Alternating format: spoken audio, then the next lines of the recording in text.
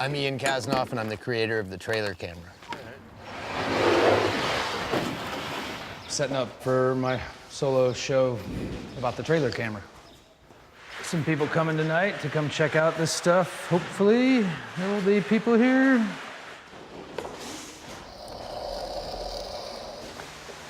I mean, this isn't like one of those shows where it's like, look at all this amazing stuff I've done. It's more like, look at the journey.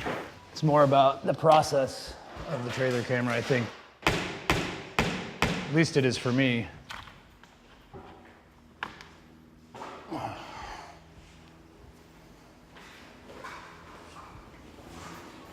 I'm a production designer in the film business, mostly television commercials and short documentaries, and a photographer as well, kind of a multi-tool of a production person. And action. Nice. It supports my photography addiction. Good girl. Ian Kasnoff lives near Austin, Texas, with his wife, 2 kids, a dog, and a lot of stuff that he collects. All right. I do have a lot of things happening at my little compound. Nice pole barn. This is my Silver Streak, an Airstream project. My office sanctuary, storage for unused things. Got the trailer camera, of course. All right, just straight now. The trailer camera is a 16-foot box trailer that I turned into a giant camera and darkroom. All right, stop. Basically a Polaroid camera on steroids. So I climb inside the trailer camera. There's a lens sticking out of the back. Focus an image on a surface inside the camera. Then I will expose the paper with a very crude shutter. From there, I'll take the paper and I'll put it through a developer, a stop bath, a fix, and a rinse. 6, 7 minutes later, I'll have a giant print. It's not easy to approach photography this way. Ian started taking pictures back in the days before digital cameras, when images were captured on film. When I was a kid, a roll of 24 photographs meant something. You really had to make each one count. And years later, when you get into digital, it was great because you could just snap happy. You could go around and shoot tons and tons of stuff. And then realizing I'm taking 7,000 images in 5 days, and you're spending all your time at a computer. Why did you take all the rest of them? And it's because you can. These are basically scouting photos for the Bastrop State Park. And that is the idea behind the trailer camera. Shoot fewer pictures, but make each one count. And in the end, you get an actual physical print. This is a picture of out at a lake and a stock tank in Blanco.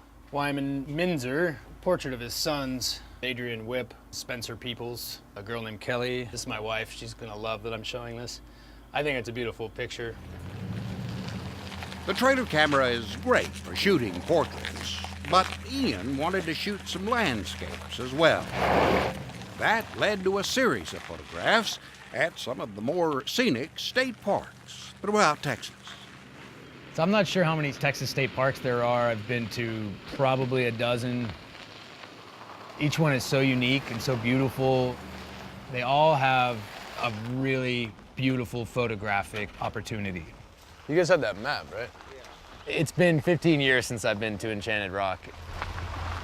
It's so breathtaking. There's so much to it. I was getting distracted by some of the features, the geography. I mean, I wanted to stop and shoot everything. This is a developer.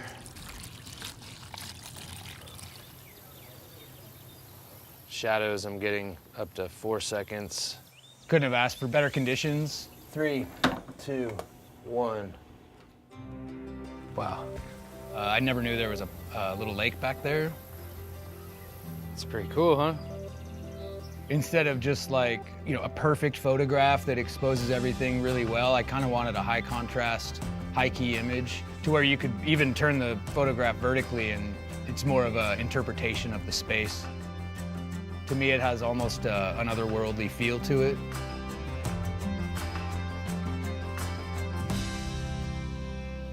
It is bright.